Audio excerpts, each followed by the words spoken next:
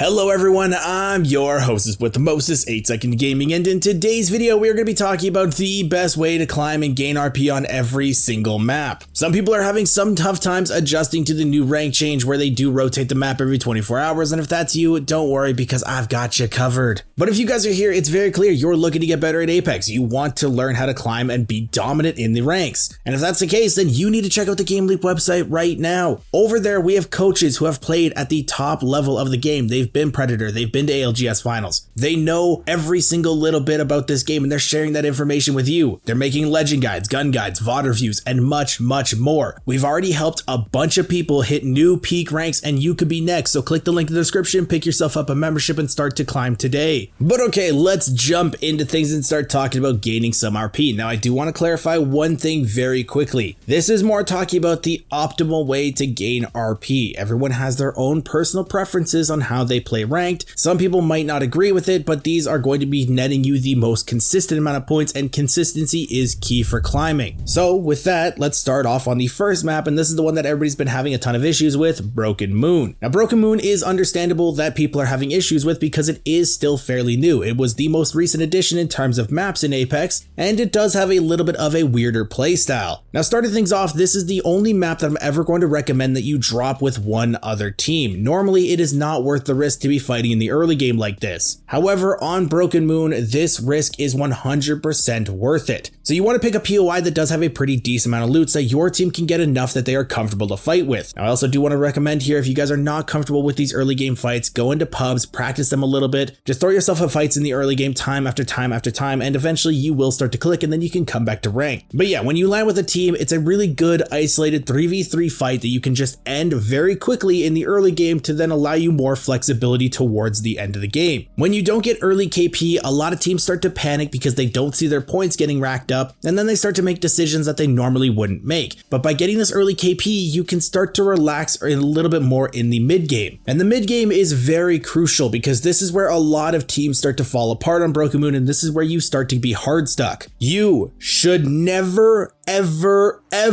fight in the mid game on Broken Moon if you can avoid it. Unless a team is 100% gatekeeping you or running you down, you do not want to fight. Broken Moon has so many different ways for teams to get on top of you with Pathfinder, the zip rails, Valkyrie, everything like that, that as soon as one bullet is shot, everyone is going to be running towards it. Everybody looks for third parties right now. I'm pretty sure you have been in ranked looking for third parties. And when that one bullet is shot and the fight starts to break out, every single team that is looking for a third party is on their way. And if you're really being honest with yourself, how many times have you come out on top when there's been a third, fourth, fifth, sixth, seventh, eighth, ninth, 10th party? I'm willing to wager it's very minimal. So fighting in the mid game, not worth it. It's better to just save your RP, save the KP that you have already from the early fight, and make your way towards the end game. Now I do understand that some people are going to find this a little bit boring, but that's just Broken Moon's playstyle. You do not want to fight until the end game. And once you get to the end game, you can actually really abuse some people because Broken Moon has a ton of endings where it's really open. And if you're able to rotate really easily, get a good spot where the game is going to end, you can start to abuse the people that were trying to fight in third party and now don't have a spot when they're coming into zone. This is where you really start to rack up your KP because people panic. They throw themselves into positions that they normally would not try to play. They try to fight teams that they normally would not try to fight, and they make stupid decisions that you can then capitalize off of. And honestly, if you have a charge rifle and you're just sitting back on height, you can pick off so many different people. Broken Moon is where you can absolutely take advantage of a ton of teams that were just trying to be way too greedy with their kill points. And then you are just racking up kill after kill after kill, and then if you couple that with a win or a very high placement, you are going to be able to climb very easily even on this map. Now if you never played zone before, you're not comfortable with it, you don't know how to read zones, we do have a guide for zone reading on this channel already. But now let's move into my personal favorite map for ranked, Stormpoint. Now I know a lot of people really hate Stormpoint, they don't like it, but guys, you gotta remember, Stormpoint was designed with ranked and competitive in mind. It might not be the best for pubs, I'll give you guys that, but for ranked, it's fantastic. Because of the size of Stormpoint, you can actually have a little bit more of a relaxed playstyle. And this is going to be the map for those aggressive teams because this is where you guys can really shine. Now Stormpoint is big, like I said, it's a really good sized map, so you can typically get a POI all to yourself. And there's a lot of really good POIs in this map. Cenote Cave is really good, Lightning Rod's really good, Down B Beast is really good, Mills is really good, Fish Farms is really good. All of those are edge of the map and will give you and your team a ton of loot. After that, you want to use a recon legend to then scan a beacon and figure out where all the teams are. Once you see that, then you can start to look for isolated 3v3 fights. You can move throughout the map, cleaning up these people that are isolated, scanning more beacons, looking for more isolated fights, and just keep that going. Stormpoint is a lot less third-partyable because of how big the map is, and if you're really good at driving tridents or using gravity cannons or understanding rotations, you can start to clean up so many kills. Now, some people might be wondering, what about zone playing on Stormpoint? And it's a lot less consistent than the other maps because Stormpoint doesn't have very many strong buildings or spots to hold. There are some, but they're typically not really good towards the end game as other maps. The buildings are very easily pushable. There's so many different entrances that you'd have to cover, and grenades are really strong. And also the terrain does not favor you at all. It does not really help you out if you don't know how to hold open ground. And most of the time, people are not going to respect you holding open ground, and as soon as they see you, they're just going to be pushing you anyway. The more consistent way to climb is to just play edge, look for those 3v3 fights, and as it gets towards endgame, maybe start to look for a spot in zone. A lot of people don't play zone on Stormpoint, so there's going to be a lot of free spots to play, and you might only have to really contest one team for a spot. For all you aggressive players out there, when this map comes in rotation, this is where you guys should be going absolutely wild. This is for you guys. But now we can start to move into World's Edge and talking about this one. Now, I'm going to be honest, in World's Edge, you can kind of do whatever you want. A lot of people are still using World's Edge as just glorified pubs. People like to drop fragment, people like to run at each other, and you can pretty much get free placement no matter what you do. Now, when it comes to picking a drop spot on World's Edge, this is unlike every other map except for Kings Canyon, but there is actually one best place to drop, and that is Big Mod. Now, Big Mod has crafting materials every single game because you need to use it to buy the weapons that are in her little shop. And those weapons are strong. They are fully kitted gold weapons that have faster reloads. If you are able to land mod and win mod, you are really set for the rest of the game. It also has very close proximity to Lava City, which has very good loot, and there's always a cargo bot that flies around, and typically it does have a vault key that you can then just go run into the vault and get even more loot. Now, I will warn you guys, mod is very risky because it is a very strong drop spot and people want to go there. They want the guns. So if you're not the type of person that wants to risk that early game, go on the complete opposite side of the map and land Trials. A lot of people have actually forgotten that Trials even exists, and it is extremely strong and you can actually solo it. If nobody lands near you, you can do Trials all by yourself while your team loads Skyhook, and then you guys can all meet up and then go based on your rotation with that. Now, when you get into the mid game with World's Edge, avoid Fragment and Lava Siphon as best as you can. There's a big circle around those that you basically, as soon as you step in, are just asking to be run down. You can go Landslide to avoid Fragment, you can go Geyser to avoid Lava Siphon. There are just